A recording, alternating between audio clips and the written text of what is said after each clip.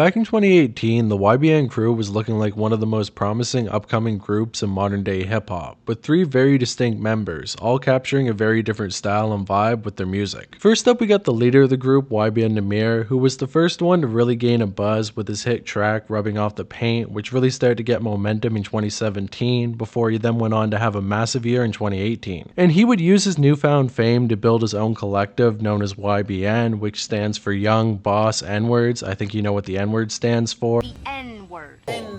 Just kidding. A collective that was mostly comprised over people that he met through the internet. And back in 2017, that was a pretty crazy concept. I mean, don't get me wrong, we've seen plenty of collectives and groups form together throughout both modern hip hop and classic hip hop, but we had never really seen a group come together solely through the internet. With YBN Nahmir basically taking all of his homies from the Grand Theft Auto Online server and turning them into full-on rappers. With the two most notable members that joined the group early on going by the names of YBN Manny and YBN Almighty J, who definitely never got as big as Nahmir, but nonetheless were along for the ride and would help to expand the YBN name from a simple acronym used by Nahmir into a full-on collective that almost everybody in 2018 was talking about. However, I have failed to mention one member of the group who ended up joining quite a bit later on, although he would eventually become the most popular out of all of them, surpassing Nahmir and having a more long-lasting career than any of the other members. And this rapper goes by the name of YBN Cordae, an artist who was able to come into the game and completely redefine the entire new generation of rap, before them being looked at as one of the most promising upcoming artists in the late 2010s. However, this once incredibly promising career has unfortunately seemed to grow more and more stagnant as the years go on, with Cordae unable to escape the box that he was put in by the high expectations that he was given early on, which unfortunately he's never really seemed to be able to live up to. On top of that, there's been plenty of drama, miscommunication, and issues that have plagued his career the entire time. So today I thought it'd be a cool idea to look at the rise and the fall of the YBN crew, mostly focusing on Cordae for this video, before then doing two follow-up videos on both Almighty J and Nahmir, because honestly each of their stories are very unique and long on their own. So if you're on board for that, why don't we get started by covering the life story of YBN Cordae, nowadays only known as Cordae. Cordae Amiri Brooks was born August 26, 1997 in a small town in North Carolina going by the name of Zebulon. Being born to two very young parents, with his mother only being 15 years old at the time that she became pregnant with him, and his father being an unknown age, but I assume he was also probably anywhere from 15 to 17 years old, because if he was any older than that, we would probably know about it. However, dear old dad wouldn't stay in the picture very long, as when Cordae was only around 2 years old, he ended up getting arrested on unknown charges and serving several prolonged stays in prison throughout Cordae's childhood, meaning that he has a very strained relationship with his son, which of course would only increase the stress that Cordae's mother was facing at the time, as after all, with her being so young, there was no way that she was going to be able to get a full-time job and support herself, let alone a full-on child. So she really had no choice but to move back into her mother's house, with Cordae's grandmother being his primary caretaker from the ages of 1 to 5, with Cordae living alongside his mother, aunt, and grandmother in a very small trailer that didn't have cable or internet. On top of that, there were several other family members that would come to stay with them for weeks at a time, meaning that there wasn't a whole lot of privacy for Cordae growing up in his early years. And on top of that, his grandmother was a very strict caregiver, being very religious, as well as not taking any shit from either her children or grandchildren, with her often punishing Cordae by cutting a switch off a tree and smacking him across the back with it. And if you're lucky enough to not know what a switch is, it's basically a tree branch that's a little bit flexible, meaning that when you get smacked in the back with it, it kind of gives you a little bit of a slap at the same time. Very painful stuff. That's how they used to punish people back in like the 70s, but it seems like that was alive and well for Cordae in his early childhood. And on top of that, with his parents being so religious, he wasn't able to play with certain toys and games that other kids were allowed to play with. For example, on one occasion during Cordae's childhood, he was trying to play with Yu-Gi-Oh cards in the family living room, and his aunt ended up walking in on him trying to summon a monster, with her immediately thinking the absolute worst, fully believing that Cordae was trying to summon a demon in her very own living room. So of course after that point, Cordae was no longer allowed to play with Yu-Gi-Oh cards, appearance, although he would sneak them in from time to time. So yeah, life seemed pretty shit for Cordae in his early years, but luckily for him, when he was only 5 years old, his mother did manage to meet a new man who lived in South Carolina, and his mother would eventually form a romantic relationship with this man that would grow to the point that Cordae and herself would move in with him, and he would eventually become his stepfather, with his mother and this man even conceiving a child together who would become Cordae's younger brother, who goes by the name of Simba. I always wanted a brother, I always wanted a brother,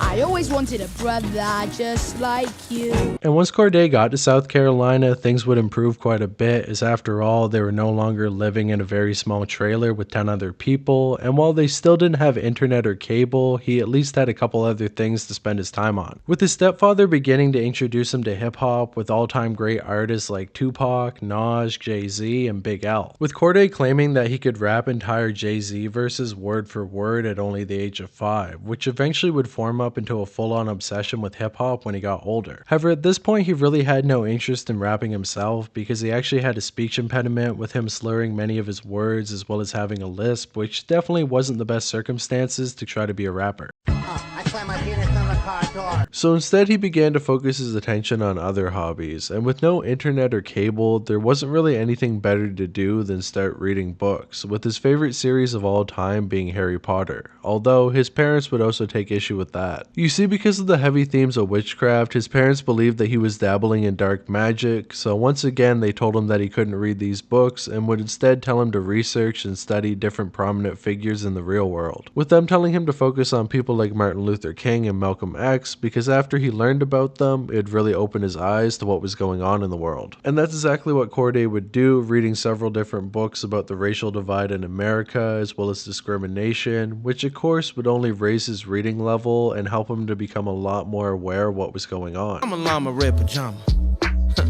Calls down to his llama mama.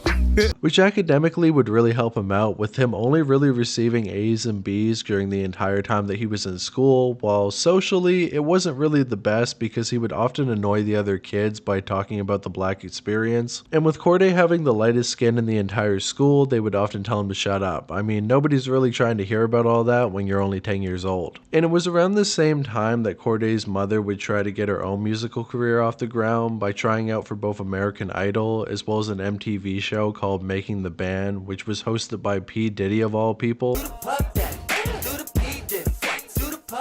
And surprisingly, this won't even be the last time that P. Diddy is mentioned in this story. But that aside, sadly his mother wouldn't make it onto either one of these shows, making her realize that she would have to give up her dream of becoming a singer and instead focus her attention and energy on finding a better job so she could better provide for both of her children. And this moment would really stick with Cordae, seeing how upset his mother was when she had to give up on her dreams, making him realize that he would never give up on his own dreams and he would make it for the two of them, which at the time was really only going to college and pursuing a higher education because nobody in his family had that. But his dream would eventually shift and change into him wanting to become a rapper, and that all really took place when the family ended up moving once again, this time to Maryland. And this was a pretty big change in environment for him, as after all, both North Carolina and South Carolina are pretty country, where Maryland is a lot more suburban, so once the family ended up getting there, he definitely stood out. However, even with the pretty drastic change, there was a lot of good that came with this move,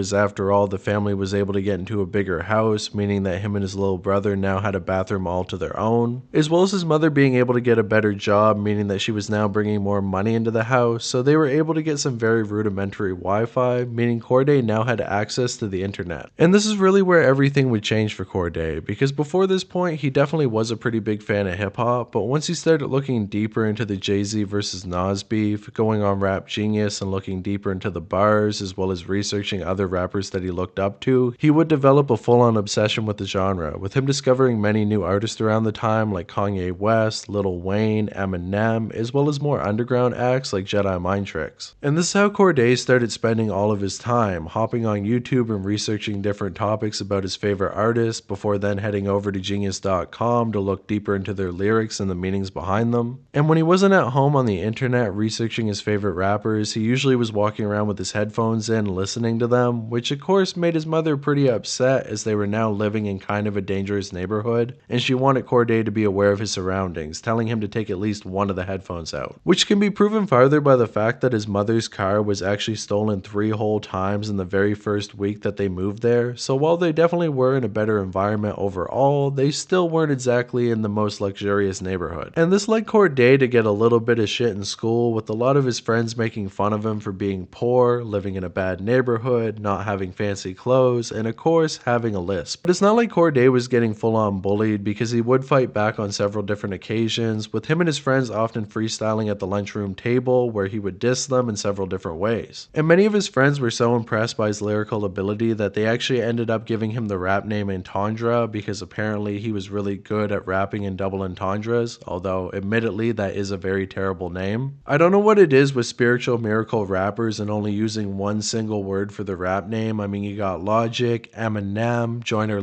okay, I guess it doesn't work there, but I mean, yeah, Cordae, that's another example. But luckily for Cordae and the rest of his family, they wouldn't remain in poverty for very much longer, as his mother actually managed to land a government job in Waldorf, Maryland, with the whole family relocating for the final time to live there, which meant that Cordae was finally able to get into a good high school where he really excelled, even getting on the honor roll and getting the chance to get a scholarship for college. Although his little brother Simba would do the exact opposite of Cordae, with him starting to get involved in the street life, eventually joining a gang and getting into a lot of trouble. However, the one thing that would hold the two brothers together was their shared love of hip-hop, with both of them starting to dabble in music around the same time, although Cordae would get his start a little bit before Simba, dropping his first ever mixtape in 2014, going by the name of Anxiety. However, it seems like both of the brothers really started to take it seriously around 2016, when Cordae would have been around 18, and I believe Simba would have been 16 or maybe even 15. This was around the time that Cordae ended up dropping his second mixtape, going by the name of I'm So Anxious, but surprisingly, it wasn't Cordae who started to pick up steam first, it was actually Simba, dropping a track called 500 Bars with a music video that got 100k plays in only a couple weeks time. He would then follow up that hit with another one called 500 Bars Part 2, which also got a music video which did even better than the first, before he then ended up dropping an entire mixtape called Freddy Ruger, which of course ended up doing numbers on SoundCloud. So at this point, Simba was a full-on rising star in the rap game, as at the time people were pretty surprised to see a kid so young being this heavily invested in the streets, waving around guns, doing gang activity. Nowadays it's really not that surprising, but at the time it definitely stood out, even catching the attention of another young upcoming artist from Alabama who would use a very similar formula to blow himself up in the coming months. And this artist went by the name of YBN Nahmir. Now, am I saying that Nahmir basically stole Simba's swag by recreating the music videos that were gaining him attention and also trying to portray an image of him being a young gangster when he wasn't even gang affiliated? Well, I'm gonna leave that one up for you guys to decide, but by taking a look at both of their music videos, they definitely look pretty similar. But either way, as 2016 came to an end and 2017 rolled around, Cordae would finally graduate before then heading off to college to pursue a degree in communications in hopes of eventually becoming a lawyer once he got older, with him also picking up a server job at Thank God It's Fridays to make a little bit of extra money just to get him through his college years, as well as selling a little bit of weed on the side for some extra money. So it definitely seemed like things were looking up for him. I mean, after all, he had finally moved out of his family's house, he was on his own for the first time, he could play Yu-Gi-Oh if he wanted, he could read Harry Potter books, but he was still completely miserable. He didn't enjoy the college lifestyle, he didn't like being at school 24/7, he didn't enjoy working a 9 to 5 because he found it very mind-numbing and boring, which is pretty well how everybody feels about being a server, let's be honest. And this basically led him to become extremely depressed, with him starting to indulge in Xanax to quiet his anxiety, which only really served to turn him into a walking zombie who was drooling all over his books and failing all of his classes, which meant that he was basically gonna throw away everything that he had worked for over the last 12 years almost overnight if he didn't get back on the right track, which he kind of did in a way. Basically, he started investing all his time, attention, and money into music, dropping his third mixtape under the Entendre name in early 2017, which he ended up calling I'm So Anonymous, which I'm sorry to tell you, Cordae, right now you don't want to be anonymous, you're trying to get attention on the internet so you can blow up as a rapper, so maybe you should have called it I'm So Attention Seeking, I don't know. But either way, with no visuals behind it, this album really didn't do shit for him. I mean, after all, during this time in 2017, nobody was trying to listen to an overly lyrical rap rap album. So it was around this time that Cordae realized that he needed to dumb down his style at least a little bit if he was going to be able to fit in with the current trends in hip hop, with him dropping the entendre name and taking on Cordae as his rap name, which is his actual name. It was also around this time in early 2017 that he would link with his brother to create a track called Tough Decisions, which ended up getting a full-on music video, and of course with it being posted on Simba's personal YouTube channel, which was already catching attention, it would get a lot of views. Which was really the first time that Cordae would get any attention online whatsoever, and of course with Nahmir being a big fan of Simba and now seeing a new rapper rapping alongside him, he decided to reach out to Cordae as well. With the two of them first getting connected through Instagram, where they would talk back and forth quite a bit, as well as shouting out each other's music from time to time. However, the two of them wouldn't end up meeting in person until later in 2017, when Cordae actually ended up taking out a couple loans so he could pay for plane tickets to LA, going to places like Complex Con as well as Rolling Loud, in hopes of gaining connections and maybe getting his name a little bit more out there. Cordae was definitely living his life pretty riskily at the time. I mean, after all, he was skipping school almost constantly, dropping all of his classes besides one to make sure that he could stay enrolled while not really showing up, as well as taking out all these loans that he would never be able to pay back if he wasn't able to make it as a rapper, not to mention that if he got kicked out of school, he wasn't going to have anywhere else to go back to, and he would end up back on his parents' couch, which definitely would be pretty embarrassing for him. However, Cordae would get very lucky by getting to meet Nahmir in person at Rolling Loud, with the two of them forming a very tight friendship that would continue into the following months. And this connection would really pay off in September 2017 when YBN Nahmir ended up putting out a song and music video called Rubbing Off the Paint, which blew up in a big way. Now there's a couple different factors that led Rubbing Off the Paint to blow up in the way that it did. First of all, TK put out The Race only a couple months prior to this track, and if you don't know the story behind that, let me tell you about it real quick. Basically, a young gangster rapper known as TK ended up getting caught up on some pretty serious charges, including murder as well as home invasion, and he ended up getting placed on house arrest while he awaited his trial. But he pretty quickly realized that there was no way that he was going to beat the case, so he ended up cutting off his ankle monitor and doing The Race, putting out a song and music video by the very same name, where he actually ended up posing beside his very own Wanted poster, leading many people online to talk about the song, giving it a lot of attention, hoping that TK would actually get away with the crimes that he committed, but only a couple weeks later, he ended up getting picked up by the feds and sentenced to multiple years in prison. However, this was a very massive moment in hip-hop, with many artists still referencing it to this day in their own songs.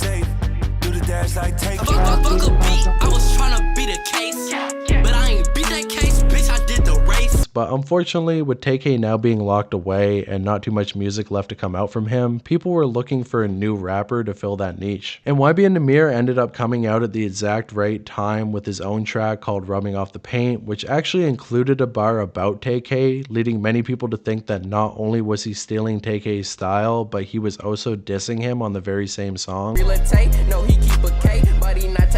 Which Nahmir would clear up later, saying that it wasn't actually a diss, but either way it created a lot of conversation around the track, and after he ended up putting out his own music video on his personal channel, it ran up to almost 20,000 views overnight, with Nahmir then taking the music video off of his own personal YouTube channel so it could be reposted on World Star Hip Hop, where it then went on to become a massive hit, hitting the Billboard Hot 100 and now sitting at over 225 million views. So whether or not Nahmir would become a flop in his later years, he now had a certified hit on his hand, he was about to blow up in a big way as a rapper, and he was ready to take the whole team with him. With him immediately recruiting his two buddies from the Xbox Live group chats going by the name of YBN Manny and YBN Almighty J, turning the YBN crew into a full-on collective. And of course, as soon as Cordae saw this, he was very proud of Nahmir, although he didn't really want to reach out to him and say a whole lot because he felt like Nahmir was about to get a lot of clout chasers around him and he didn't want to come across like he was only using him for something. But surprisingly, it was actually Nahmir who ended up reaching out to Cordae, asking him if he wanted to become a member of the YBN crew and make music with them, which of course Cordae would not turn down. However, at first, Cordae's involvement with the group was pretty low-key, with him starting an Instagram page called YBN Cordae, but not dropping any music under the name for a couple months' time. Because after all, during this time, Nahmir was really focusing on getting his own solo career off the ground, with him dropping a follow-up hit to Rubbing Off the Paint in February 2018, 2018 called Bounce Out With It, which even ended up getting a Lyrical Lemonade video. And then you had Almighty Jay, who wasn't really dropping a lot of hit music, but was getting into a lot of trouble by dating different famous people like Black China, as well as, well, just overall being a pretty goofy guy. So all the spotlight and attention would remain on those two members until around May of 2018, when they finally decided that it was Cordae's time to shine. He most likely was dropping music on his own personal SoundCloud around this time, but after he ended up blowing up, he pretty well deleted all of it, so we can't really find any of the music that he put out between mid-2017 and early 2018. However, what we definitely can find is a remix that he did for Eminem's track My Name Is, which the crew began to hype up in April of 2018, with Nahmir sharing it on his own Instagram story, saying that if fans could get Cordae to 60k followers, they would drop the song the very same day, which surprisingly led to a little bit of backlash online, with plenty of people saying that YBN was taking in too many new members and basically was adding a new rapper almost every single week. And this most likely came down to the fact that both Nahmir and Almighty Jay rapped in a very similar style, leading a lot of people to think that Cordae was going to be yet another generic trap rapper who really wasn't going to bring anything new to the table. However, everybody's expectations were immediately blown away once the remix ended up coming out and being very lyrical as well as more thought-provoking than anything that Nahmir or Jay had put out in their entire careers, which definitely was a breath of fresh air for the YBN crew, although we can't tell how well this music video ended up doing because Cordae would later take it down because the track does include a mention of P. Diddy. I'm a boss on my Diddy shit.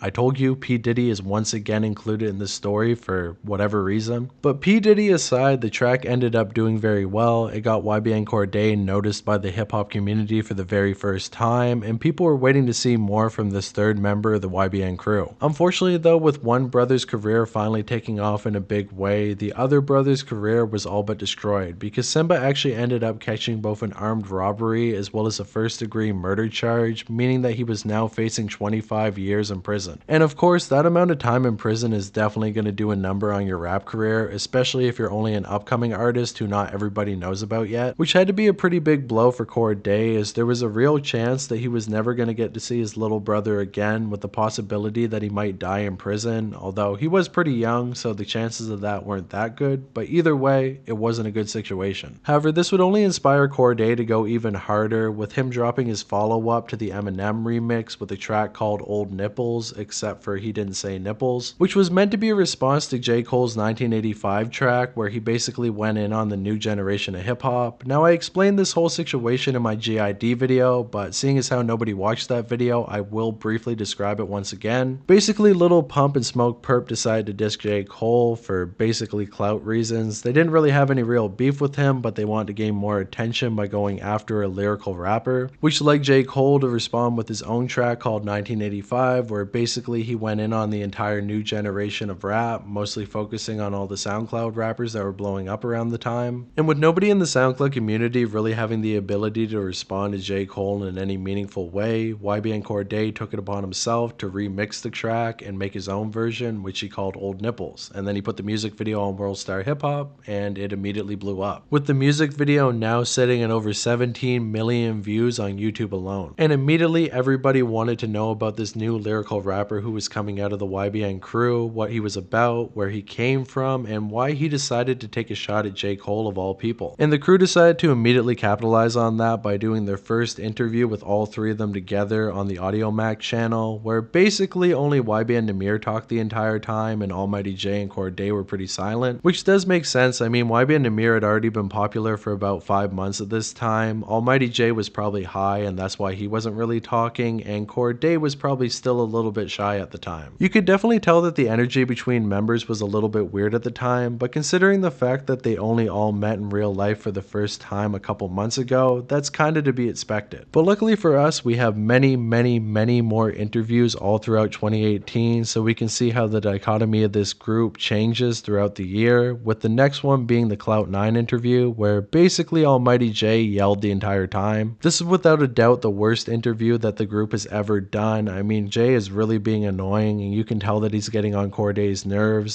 6900006 I got a 5 on it. I got a 5 on it because some hood niggas like they really did that. 69. Not to mention this entire series was kind of shitty because this is actually where Lil Xan ended up dissing Tupac, so they should have retired it after that. However, Cordae would finally get his time to shine when he ended up landing a No Jumper interview only a day later, where he was finally able to tell his entire story, talk about his come up, as well as letting Adam know that he had met both Kim Kardashian and Kid Cudi the night before, meaning that he was starting to form a lot of big connections within LA, even though he had only lived there for about a week at this point. And Cordae would also reveal during this interview that he hadn't really got any big rap checks yet, and he was still living on Almighty Jay's couch, which was kind of a good setup for him, as after all, Jay was basically always out of the crib, meaning he had a lot of time and privacy to his own. But all of that would change very soon after, when YBN Cordae ended up signing a deal with Atlantic Records, which many people online thought was kind of weird, as they thought the entire group would sign a deal together, but Nahmir was already signed. I don't think Almighty Jay ever ended up signing to a major, so it really only made sense for Cordae to sign his own solo deal, although it does kind of show that the YBN crew wasn't fully connected even from the start, and some of the cracks within the group were starting to show at this point. However, despite that, the summer of 2018 is definitely when the group was at their absolute peak, with Cordae not letting any of that attention fade away whatsoever, immediately capitalizing on all of the success by dropping another music video on World Star Hip Hop. This track was known as Fighting Temptations, and honestly in the grand scheme of Cordae's career, it really wasn't all that notable. Nobody really seemed to talk about it as much as they did with Old Nipples, and with the track still only sitting at 2 million views on the World Star Hip Hop channel, it's needless to say that it didn't really make much of a splash and was a pretty disappointing follow-up to Old Nipples. And this would lead some people online to start calling Cordae a one-hit wonder, as after all, he kind of pulled a gimmick to get himself into the rap game in the first place, with his two biggest songs both being remixes of more popular rappers' tracks. But Cordae was pretty dedicated in proving everybody wrong, with him not only wanting to prove to people that he wasn't a gimmick rapper, but in fact he was the greatest rapper of all time, and if he put 10,000 hours into his craft, he would soon become the greatest to ever live. Which is definitely a very bold claim, but I mean, let's see if he was able to pull it off. Immediately following up that music video, he would go on to perform at a couple small venues all over LA, which was definitely some pretty good practice for him, as not long after that, he ended up hitting the stage at the BET Awards in front of a massive audience, with both Nahmir and him going on to do an interview on 92.3 LA at the very same time, and honestly, this is probably one of the best interviews that the two of them ever did together. The two aren't shitting on each other, they're not trying to get under each other's skin the entire interview, and it actually comes across like they have mutual respect for each other, with both of their careers going very well at this point. And with Jay not being there, the interview was probably at least 20% better, but either way, it finally felt like the YBN crew was starting to come together, all the awkwardness was starting to leave, and maybe they would really be able to stick it together for the long run. However, shortly after that, both Almighty Jay and Cordae ended up hopping on a Lyrical Lemonade interview, which was complete shit. Basically, Jay was making fun of Cordae the entire time, not really speaking, kind of being annoying, and then every time Cordae said something, he would basically take a jab at him. I'm not sure if Jay was jealous of Cordae at the time, or maybe he's simply just a very annoying person, but either way, basically everybody in the comments was calling him out and saying that Cordae could do a lot better than the YBN crew. And Cordae would only prove himself more when he ended up dropping his next hit on the World Star Hip Hop channel with his track Kung Fu, which was yet another big hit, actually even surpassing Old Nipples. And honestly, while I find this track very annoying nowadays because it was very overplayed during 2018, but on a musical level, this really is the best of both worlds when it comes to Cordae, because the beat sounded very modern and catchy, while he also kind of dumbed down his lyrics a little bit, which gave the song a lot of replay value. And I really think this was the magic of Cordae, because you go into his music video thinking that he's going to be ignorant, putting out very basic bars, but once you listen to it, it's a little bit deeper. But very similarly to Jack Harlow, I feel like Cordae never really understood his appeal in the rap game. I mean, people checked out his music because it was catchy with a little bit more substance to it, whereas later in his career, he definitely leaned way too heavily into the more lyrical side, which I know sounds kind of funny considering it is rap and being more lyrical should be better off for your career, but there's a pretty massive difference between early Cordae and somebody like Logic, whereas later in his career, he became a lot more like Logic than he probably ever wants to admit. However, it was around this time that a lot of the older rappers in the game would really start to hype him up as the next big prodigy that was going to take over in a big way, which definitely wasn't the best expectations to put on him so early in his career. A very similar thing would happen to Lil Baby in 2020, where basically everybody in the hip-hop media was building him up to be the next big rapper that was even going to surpass Drake, which of course didn't help him in the long run, because putting expectations like that on any rapper is always going to lead them to falling short. I feel like the best way to describe Cordae's career is like this. Very early on in 2018, people went into Cordae's music expecting a simple beer, basically something that will get you drunk, give you a quick hit, but it's not really going to taste that good. But once they actually dived into it, they got some fine wine. However, later on in his career, once he was placed on this high pedestal, people went in expecting the finest wine that was ever crafted, only to be disappointed when they got something that was pretty good, but not masterful. It's definitely all about expectations, but at this point in 2018, Cordae was still riding a fine line between being a little bit too overhyped and still being mostly respected within the new generation of hip-hop. With him even getting the chance to go on Lil Mosey and Juice WRLD's first ever tour, the World Domination Tour, with him even getting the chance to ride on the very same tour bus that Juice WRLD was on, which is pretty unheard of when it comes to tours. Usually the openers have to get their own bus, they have to bring their own team, they have to get all their own hotel rooms, but it seems like Juice WRLD was a nice enough guy that he would let Cordae come on the very same bus as him. And this of course meant that they were spending a lot of time together on tour, forming up a pretty solid friendship that would continue throughout the rest of Juice WRLD's short life. After getting off that tour in August, he would immediately land himself a Lyrical Lemonade video for his track Scottie Pippen, which would immediately run up an impressive 15 million views on the channel, which was then immediately followed up with the entire crew hopping on a No Jumper interview, which was a little bit weird for them, as Almighty Jay and Nahmir had also recently been on tour and Cordae had been on his own tour, meaning the three of them hadn't really been in the same room for multiple months at this time. And you can definitely tell that Nahmir was starting to feel pretty jealous of Cordae around this time, with him taking shots at him throughout the entire interview, which does make a lot of sense when you consider the fact that during early 2018, Nahmir was definitely the biggest rapper out of the entire group, but by this point in late 2018, he was starting to fall off a little bit and Cordae was only getting bigger and bigger. And only a couple weeks after that, both Almighty Jay and Cordae would go on Hot 97 to get interviewed by Ebro, and it's really hard to tell what type of dichotomy was going on between the two members at this point, because basically they were fighting off Ebro the entire interview. If you don't know, this guy is pretty infamous for shitting on the new generation, with him telling Lil Uzi Vert that he was going to fall off in only a year's time, only for him to have an incredibly successful career, and he was doing the same thing with the YBN crew. But the joke's on him, because Hot 97 definitely ended up falling off over time because he wouldn't accept anybody who was new in the rap game, which goes to show that if you're not going to adapt, you're not going to survive. That very same month in September, the YBN crew would then put out their first collective mixtape, which was kind of a weird release considering the fact that it mostly only had Almighty Jay and Nahmir on it and only one single track from Cordae. He would later say the reason behind this is that they mostly recorded it before he ended up joining the group and it took a while for it to come out. They also would say that the three of them were never in the studio together at one time. It was usually only Cordae and Jay, or Jay and Nahmir, or Nahmir and Cordae. But no matter what the real reason behind this was, it would lead to a lot of speculation online, with many people saying that YBN Cordae already had one foot out of the door with the group and it wouldn't be long before he left them all together. The mixtape would manage to land at number 21 on the Billboard Hot 100, with the biggest single off of the project being a remix of Bounce Out With It featuring MGK, but overall it definitely felt like the YBN crew was becoming old news at this point, with Nahmir unable to gain another hit on the Billboard. However, Cordae's career was really only ramping up, with him immediately going on to do a cypher at the BET Awards, which would lead to some bad publicity because Vince Staples was also part of this cypher, and if you don't know, Vince Staples had kind of a beef with academics over his whole War in Chirac series, where he would basically make fun of Vince's dead homies. So Vince would take the opportunity to fire back by dissing both academics and XXXTentacion for being an abuser, even though he had already passed away at that point and his very own mother was in the audience at the time, so that definitely wasn't a good look. However, Cordae might have actually been happy that he ended up dissing academics, because not long after that, the entire YBN crew ended up going on Everyday Struggle, where academics would take non-stop digs at Cordae, saying that he wasn't really all that he was cracked up to be, as well as him asking the crowd if they could name 5 Cordae songs, which they kind of failed at, with most of them only saying Old Nipples, which definitely wasn't the track that he would want them to shout out at this point, considering that it was kind of old news and he had put out a lot of solo music at this point. However, the entire crew would all team up together to go after academics, basically making fun of him in the corny song that he had put out earlier in that year, which was definitely a nice send-off for the crew because after this point they never really ended up doing an interview together again, although they would remain together at least in concept throughout the rest of 2019 and into 2020. Cordae would then go on to do one final interview in the year 2018 for XXL, which definitely seemed like they were priming him up to be a freshman in the following year, before he finally finished off the year of 2018 by dropping one more music video on New Year's Eve, which was called What's Life, which honestly didn't really do all that well numbers wise, but either way 2018 was definitely a very successful year for Cordae. And it was looking like 2019 was going to become an even bigger year for him, with him immediately getting spotted in the studio alongside Dr. Dre, which was definitely a massive cosign for him. And of course, he was also spotted alongside Diddy, which he probably wants you to forget about, but surprisingly, that's the third time that Diddy has come into the story. I really don't know what's going on with that, but this will be the final time.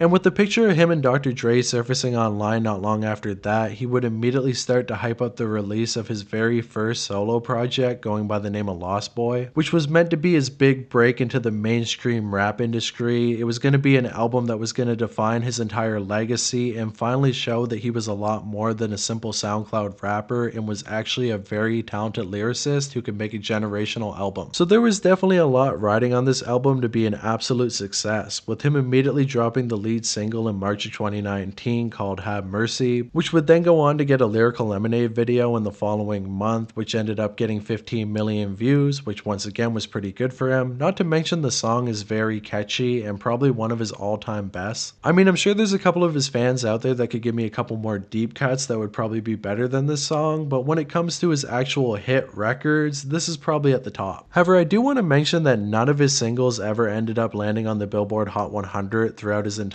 career. He's had plenty of albums land on the Billboard, but when it comes to solo songs, nothing ever really seems to break through. Either way though, he would continue the rollout for his album by putting out the second single called Bad Idea featuring Chance the Rapper, which was really his first big cosign on a track that he got during his career. The song went on to get 10 million views on YouTube alone and actually even got nominated for a Grammy, which is absolutely insane considering how little people really remember this song nowadays, which definitely goes to show that the industry was pushing him pretty heavily around this time while he wasn't really living up to that hype. I mean, I'm not going to downplay the fact that he got nominated for a Grammy, but you got to keep in mind there's a very small group of people who really choose who gets nominated and who doesn't, while Billboard hits basically come down to the people accepting you. And it really feels like the audience was starting to turn on Cordae around this time, as it felt like the industry was pushing him way too hard and basically forcing him on everybody as the next big rapper that was really going to change the game. But it seems like most people weren't willing to get on board with that. I mean, don't get me wrong, he definitely had a very dedicated fan base at this point, but with people putting him on the same level as J. Cole or Drake or any of the big three, he definitely wasn't living up to that. However, he would continue to gain bigger and bigger opportunities, landing himself on the XXL freshman list for 2019 alongside big players like DaBaby, Megan Thee Stallion, and Gunna. I would say this is probably 1 year too late for him to land on the list, but considering that he only really started to pop off in May 2018 and the list usually comes out around June, they probably didn't have enough time to get him on the 2018 list. So you know what, I can accept him being put on the 2019 list, and overall, this list actually isn't all that bad. A lot of these rappers actually went on to have pretty successful careers, although Blueface would completely fall off the planet, Lil Mosey definitely would kind of peter out, but when it comes to the rest of them, they all did pretty well. Damn, I actually forgot that Comethazine was on the list as well. I definitely feel like that was way too late for him, but anyways, I digress. After that, he would then go on to do the basic SoundCloud rapper promo by getting an interview on Nardwuar as well as Montreality, before then dropping his biggest hit to date, a track called RMP featuring Anderson .Paak and also produced by J. Cole, which went on to get an impressive 16 million views on the audio alone, before then getting a music video later on that also has 5 million views. And you know what, I actually lied before, because as much as I like Have Mercy, this track is actually even better than that one, and I would say if any of his tracks deserved to land on the Billboard Hot 100, it would have been this one. Bought a Montclair coat for the times where it broke. I'm a wed in the summer on LeBron James. But unfortunately, for one reason or another, it never ended up happening. And after that single came out, he would finally drop the project on July 26th, 2019 to kind of mediocre results overall. I mean, first of all, this project had massive features like Meek Mill, Pusha T, Ty Dolla $ign, Anderson .Paak, and Chance the Rapper, but despite that, it only went on to sell 25K first week, which isn't bad, but considering how hard the industry was pushing him at the time, I think a lot of people expected around 30 to 40K. Not to mention it only ended up hitting number 13 on the Billboard Hot 100, which I honestly feel like is pretty disappointing considering the fact that it's not even in the top 10. I mean, I'm really not trying to shit on him too hard. 25K is pretty impressive for a new artist in the game, but considering all the money that probably went into the promotion for this album, it was kind of a disappointment in the sales department. However, when it comes to music, sales and numbers don't always matter, so what did the fans think of the project? Well, overall it was pretty well received, although many people were slightly disappointed by it, with many reviews saying that it was very derivative of people like Kendrick Lamar as well as Chance the Rapper, and it almost came across like he was wearing his influences on his sleeve and copying them at some points. And because of that, most reviewers say that it was kind of disappointing, but they felt like the next project that he would put out would really be the one to break him through, and this was really only a warm-up of what was to come. However, on the other side of things, this album actually ended up getting nominated for a Grammy for the Best Hip Hop Album of the Year, which was once again a pretty big accolade for him, although unfortunately he wouldn't win that Grammy, and he didn't end up winning the Grammy for the Best Song of the Year either. And to be honest with you, this was pretty much the peak of Cordae's entire career, because after this point he never really got as much attention as he did during 2018 to 2019, with the biggest headlines coming from him in the following years being that he got into a relationship with a famous tennis player going by the name of Naomi Osaka, which definitely did help his reputation out quite a bit. I mean, being part of a famous power couple is definitely a good look, and on top of that, he also made headlines in 2020 when he ended up going to a Black Lives Matter rally and ended up getting arrested by the police, which proved that he really stood on everything that he was saying in his music and gave his fans a lot deeper of a respect for him. However, the main headline from 2020 when it came to YBN Cordae was when he actually decided to leave the YBN crew, as at this point they basically weren't around each other anymore and it seemed like it had mostly fizzled out. I mean, nobody had heard of Almighty J for years at this point, and Nahmir was definitely on life support when it came to his own career, with people still waiting for his first solo project. And Cordae felt like it wasn't worth it to put all this time and effort into the crew anymore, considering the fact that none of the members actually owned the rights to the name and it was instead signed away to a lawyer who was taking most of the money from the group. So Cordae would reach out to Nahmir to get his blessing to drop the 3 letters off of his name, which initially Nahmir would actually agree to, although he would eventually change his tune once Cordae went public with everything. Around mid-2020, he ended up changing his Instagram name to simply Cordae, knocking off the 3 letters, and it seems like Nahmir really felt a way about this because he immediately started calling out the 2 other members of the group, saying that they had basically left it in the gutter and he was now the only remaining member who was still part of the group. And you can kind of see why he felt that way. I mean, after all, Nahmir was the first one to pop off. He ended up putting on his boys and trying to make the collective into a real thing. But unfortunately, things just wouldn't work out the way that he wanted them to. And with his career falling off more and more as the years went on and Cordae only getting bigger and bigger, it made sense that he felt a type of way about this. It's also important to note that Nahmir was also heavily struggling with alcoholism around the time, most likely meaning that he had a bigger reaction than he would have if he had been sober. However, either way, this would turn a lot of people against Cordae, with many saying that he used YBN to get to where he was now and he didn't really respect the people who put him on in the first place, leaving them behind, with some even taking it a step farther, believing that Cordae was never really a real SoundCloud rapper and had only hopped on the popular wave to get himself poppin' before then abandoning it altogether, which is kinda hard to argue with, I'm not gonna lie. And the timing on all of this could not have been worse because Cordae was actually getting ready to drop his next project from a bird's eye view, putting out the first single, Gift It, featuring Roddy Ricch, with a music video on the Lyrical Lemonade channel. And of course, the YBN letters were no longer on his name, meaning that he had fully committed to this change in persona, which many people weren't very happy about. On top of that, the single also ended up heavily underperforming. I mean, it got decent views on YouTube, but once again didn't hit the Billboard, and at this point, it seems like the industry was kind of done with Cordae. They had pumped so much into him, and it just wasn't paying off time and time again, with many believing that he was never going to reach his full potential and that the industry had gassed him up too much, with him really not being all that impressive of a rapper. So now probably would have been the best time to drop his follow-up project to prove everybody wrong and finally show the world that he really was the rapper that he claimed to be, but instead he waited another 2 years. And in my opinion, this is probably the worst choice that he ever made during his entire career. I mean, I get it, he's a very lyrical rapper, and oftentimes when it comes to rappers like him, he wants to give his fans a lot of time between projects so they can really appreciate the first album before getting into the second one. time, kind of like GID did. However, I really feel like Cordae overestimated how big of an influence he really had. He hadn't really taken the time to build that really big core audience, and instead was going off a lot of the hype that he had built up from all the industry push that he was getting. Throughout the year 2021, Cordae would stay pretty low key, working heavily with the artist Q-Tip, as well as putting out a track called The Parables, which ended up doing pretty well online, but overall didn't really get a whole lot of discussion around it online. He ended up putting out a small EP called Just Until, as well as another single off of the project called Sinister featuring Lil Wayne, which should have been a big hit, but once again, it seems like people didn't really pay all that much attention to it, before he finally rolled out his second album in January of 2022, almost 2 years too late. And the reaction to this project definitely wasn't very good, with many reviewers saying that it was very generic and honestly didn't really have a whole lot of substance to it, with it seeming like Cordae wasn't really evolving as an artist and was instead doing the same old thing over and over and over again. Once again, the project had a lot of really big features on it, including Eminem hopping on a remix of his track The Parables, which was definitely a very cool moment for him, as after all, he had basically started off his career by remixing an Eminem track, and now Eminem had remixed one of his tracks, but the album itself ended up underperforming, only selling 20k first week, even worse than his first project. And while I remember being a pretty big defender of this project around the time that it came out, the general public had spoken, and overall, people just didn't really care for it. And this would lead to Cordae spiraling into depression in the following year, with him feeling like he had missed his shot at becoming a big rapper. Although once he ended up doing a sold out tour for the album in the following months, he realized that he did have a very big fan base in real life that was willing to support his music no matter what, which had to be a good feeling. I mean, it's not like Cordae is a failure of an artist by any means. He's definitely doing a lot better than the other members of YBN. He never ended up getting clowned online or embarrassed, but he just never ended up living up to the hype that he was given early in his career. And in the past 4 years, not much has really changed on that front, with all of the headlines coming out about Cordae in the past couple years all being about his personal life. Because in 2022, Simba was finally released from prison, which had to be a really good feeling after not seeing his brother for almost 7 years at this point. On top of that, him and Naomi ended up having their first child together in 2023, which had to be a really cool feeling, with him finally breaking the generational curse and being there for his kid where his father wasn't there for him. In 2024, he ended up appearing on the Lyrical Lemonade album, where he was rapping back and forth with Juice WRLD on the track Doomsday, even getting a music video where they used AI to recreate Juice WRLD's face, which of course grew in a pretty big audience, with a lot of people saying that Cordae was still very underrated, but at this point, almost 7 years into his career, it really feels like he's stuck in a box. And the release of his next project, Crossroads, really wouldn't change that all that much, with it only selling 10k first week, which is terrible. I mean, I can't even lie. With many reviewers saying that Cordae was still making the same mistakes all these years later, it still sounded very reminiscent of other artists. It still had big name features on it that didn't really add a lot to the project, with Kanye West even appearing on this album, which is kind of weird because Cordae talked a lot of shit about him throughout his career, and just overall really not being anything to write home about, which unfortunately seems to be where Cordae is going to remain throughout the rest of his career. And I mean, I'm not trying to say that he's a failed artist by any means, because he definitely made his money off of rap, investing a lot of it into stocks as well as Bitcoin, and really getting a big payout from that. Not to mention he has sponsorships from some of the biggest brands in the world. The dude was in a Super Bowl commercial, so he's definitely not hurting financially whatsoever, but when it came to the world of rap, he just never really panned out the way that a lot of people expected. And unlike GID, who I believe still has a lot of potential to become a bigger rapper and maybe even rival people like J. Cole and Kendrick, I don't think Cordae is ever going to get to that level, because unfortunately, I just don't think that he really has the talent. Cordae was simply an oddity in the SoundCloud wave, which was mostly characterized by mumble rap, heavy use of auto-tune, and very dumbed down and stupid bars. So among his peers in that wave, he definitely looked like a very promising artist, but unfortunately, once he got to the big leagues, he simply couldn't cut it. But who knows, maybe he still does have it in him. Maybe someday he's going to put out a project that will really blow everybody away and establish his place as one of the greats in hip hop. I mean, at this point, I personally couldn't really see it, but I'm not going to count him out. Sorry if this video came off as a little bit negative. I just wanted to tell it how it is, but shout out to Cordae anyways. I mean, he made it out, he got his family rich, and he probably created generational wealth for his entire family. So in a couple years, you're probably going to see his kid become a mumble rapper. You never know, they might have a feature from X's son, but either way, that's the story of Cordae. Definitely let me know what you think in the comments below, and I really got to wrap this video up because if it goes over 50 minutes, all of a sudden I'm going to lose audience retention. But if I could ask you guys to do one thing, it would be to comment on this video. The more people that comment, the more it's going to get pushed in the algorithm, and it helps me make longer and longer videos because unfortunately most people have very short attention spans and they're not going to watch all the way through a video like this. Thank you very much. Shout out to Knife Gang. Leave knife emojis in the comments below. Leave whatever you want in the comments below. Tell me you want to kill me. It doesn't matter. Anyways guys, see you in the next one. Peace out, and I will see you then. Bye.